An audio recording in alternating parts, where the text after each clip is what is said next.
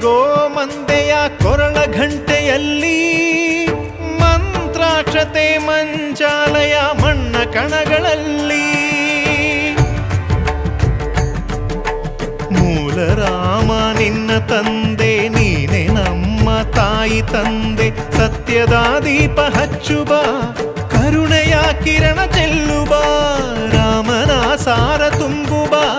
ಹನುಮನ ಶಕ್ತಿ ನೀಡುವ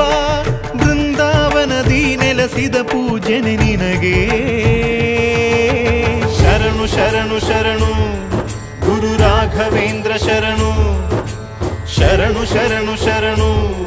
ಗುರು ಸಾರ್ವಭೌಮ ಶರಣು.